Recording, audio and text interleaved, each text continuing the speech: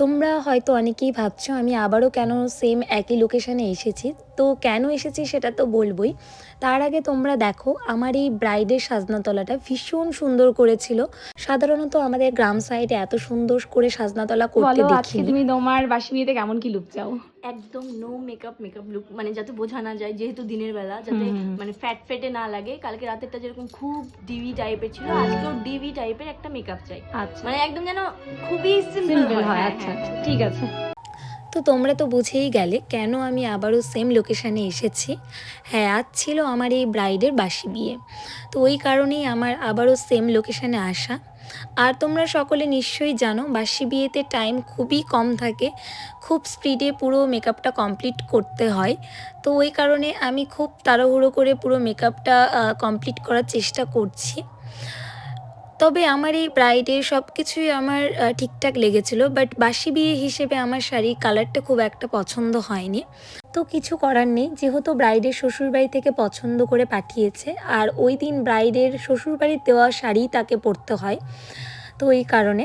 আর আরেকটি জিনিসের জন্য আমার মনে হয়েছে ব্রাইডের পুরো লুকটিকে ড্যাম করে দিয়েছে। তো কোন জিনিস সেটা তো তোমাদের সাথে শেয়ার করবই।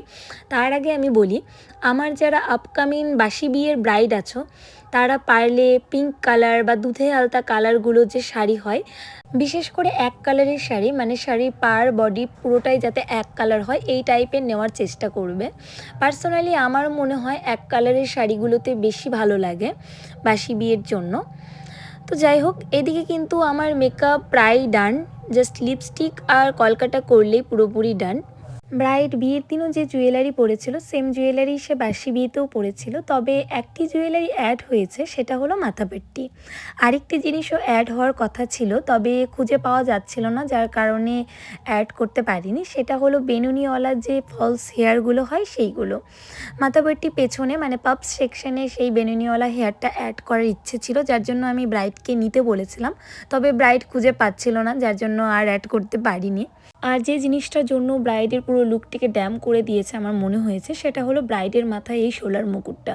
যেহেতু তাদের মধ্যে রিচুয়ালস ছিল বরের মাথার মুকুটের সাথে যে মুকুটটি অ্যাড করা থাকে সেটাই বাসি বিয়েতে পরতে হয়, ওই কারণেই ব্রাইড এই মুকুটটি পরেছিল।